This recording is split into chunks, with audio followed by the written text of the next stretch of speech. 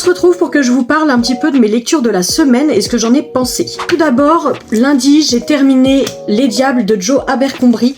C'est un gros parpaing qui fait au total 703 pages. Je ne savais pas, mais en fait c'est le tome 1 d'une série, donc à voir. Il est sorti chez Brajlon pour le prix de 26 €. En tout cas, je trouve le livre absolument magnifique. Et on a quelques illustrations à l'intérieur, comme celle-là par exemple. Ce sont donc des illustrations des personnages. Vous avez également la carte. Alors ce que j'ai adoré dans ce bouquin, c'est le fait qu'on ait un univers de fantasy, mais avec une carte qui ressemble énormément à la nôtre, de notre monde, tout simplement. Ou en tout cas qui a des similitudes avec la nôtre. C'est de la fantasy adulte, donc je ne le conseille absolument pas à un public ado. C'est très riche en informations. Personnellement, j'ai dû faire une mini pause, on va dire, dans ma lecture, et il m'a pris 5 jours pour le terminer. Par contre, je l'ai quand même noté 4 étoiles, ce qui est vraiment pas mal, donc ça a été une super bonne lecture pour moi.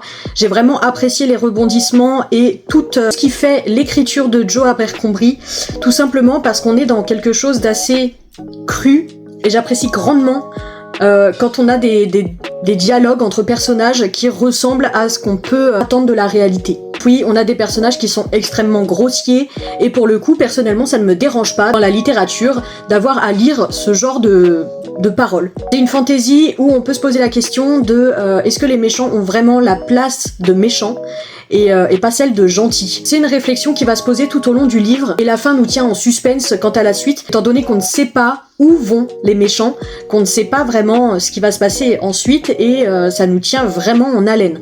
On a pas mal de scènes de combat, donc d'action, et j'ai vraiment adoré ces scènes-là qui sont, j'ai trouvé, épiques. Les retournements qui sont complètement inattendus. La fin est également excellente et promet vraiment une suite mouvementée. Alors le seul petit défaut, on va dire, c'est que je n'ai pas réussi à m'attacher au personnage autant que j'aurais aimé, surtout sur 700 pages. Mais j'ai quand même mes petites préférences pour Alexia et l'elfe. Dans un second temps, j'ai lu Kiss the Girl de Zoraida Cordova, sorti chez Hachette Heroes, et il n'y a pas le prix.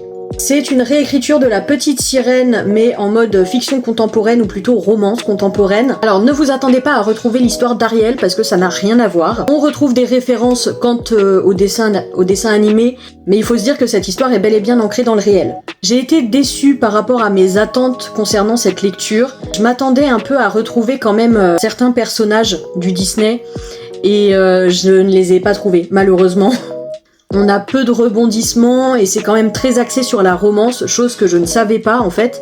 Donc c'est ça qui m'a un petit peu déçue, je m'attendais à un petit peu plus de fantaisie, on va dire. J'ai également lu au format numérique, donc sur ma Kobo, Un léger malentendu de Rose Milla, qui est sorti chez Hugo Poche. Je l'ai noté 3,5, tout simplement parce que c'est une lecture très rapide, sans prise de tête, donc très sympa, qui est assez marrante également, et selon moi parfaite pour l'été. J'ai passé, on va dire, un bon moment avec l'histoire de Tom, qui est un surfeur professionnel et qui sort d'un accident traumatique, et mais qui est en école d'art et qui ment à toute sa famille sur ses études. L'évolution de leur relation est assez marrante parce que oui, en effet, ça stagne à cause de ce malentendu qu'il y a entre eux, et j'ai trouvé ça très marrant. À côté de ça, on traite quand même de trauma, dont le harcèlement scolaire pour le personnage de May et l'accident qui a été extrêmement violent pour le personnage de Tom. Alors pour moi, ce qui manquait, ce sont des révélations, des rebondissements. Voilà, pour que ce soit une très bonne romance pour moi, il faut qu'il y ait ces 2 points absolument. J'ai également lu Se méfier de l'eau qui dort de Julia Richard, et là ça a été un vrai coup de cœur. C'est très très rare que je mette des coups de cœur, mais alors ce livre-ci fait partie de mes plus beaux livres dans ma bibliothèque, autant en termes d'histoire qu'en termes de livres, parce que je le trouve très très beau.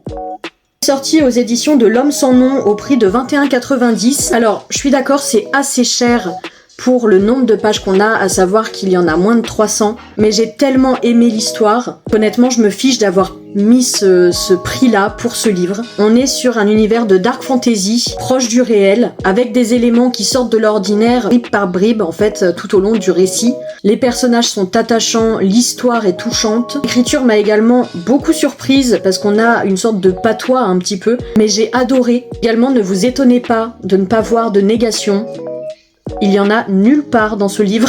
Alors je vous avoue qu'au début ça m'a un petit peu dérangé, mais on s'y fait très vite, en tout cas pour ma part. Je trouve que cette manière d'écrire permet au lecteur de se mettre vraiment dans la peau d'un personnage et de faire partie du village même. Et cette petite phrase vraiment qui vient dès le départ, donc du temps, de la vie, de l'amour et de l'impardonnable, c'est vraiment une phrase, on se demande mais qu'est-ce qu'elle veut dire ? Pourquoi elle est là ?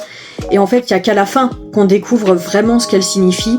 Et j'ai trouvé ça tellement poétique, tellement beau. On a toute une intrigue qui se base en fait sur le sens des mots et j'ai trouvé ça juste dingue. Donc c'est un gros coup de cœur pour ce livre et vraiment je vous le recommande mais à 1000%. Et enfin, j'ai terminé ma semaine en commençant Addicted to You de Krista et Becca Ricci, donc sorti chez Verso pour 9,90€.